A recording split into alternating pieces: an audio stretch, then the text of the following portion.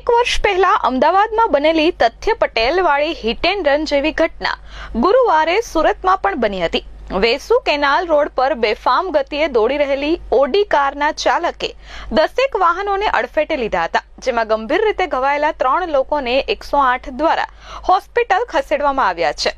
સદનસીબે આ ઘટનામાં કોઈ જાનહાનિ થઈ નથી। પોલીસે આપેલી માહિતી પ્રમાણે 10:30 વાગ્યાના સુમારે વેસુ કેનાલ આઇકોનિક રોડ પર જીડી ગોયનકા સ્કૂલ નજીક બેફામ ગતિએ દોડી આવેલી કાર ચાલકે રોડના કિનારે ઉભેલી 8 થી 10 બાઇકને અડફેટે લીધી હતી।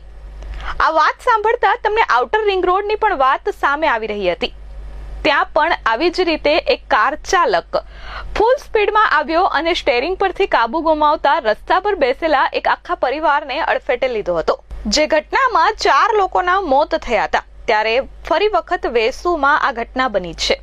વેસુની ઘટનામાં 10 બાઇકને કાર ચાલકે અડફેટે લીધા હતા, જેથી બાઇક સવાર અને આસપાસ ઉભેલા લોકોને ગંભીર ઈજાઓ પહોંચી હતી। જો કે તેમ છતાં તે નશામાં ધૂત કાર ચાલક લોકોથી બચવા માટે ગાડી વધુ તેજ ગતિથી હંકારી રહ્યો હતો, પરંતુ ગાડીના ડાબા ટાયરમાં પંચર પડી જતા 150 મીટર આગળ જઈ ગાડી રોકાઈ ગઈ હતી। આ દરમિયાન અકસ્માતની ઘટનાને જોનારા લોકો ફોર વ્હીલરનો પીછો કરી ગાડી પાછળ પહોંચી ગયા હતા અને ડ્રાઈવરને કારમાંથી બહાર કાઢી લીધો હતો।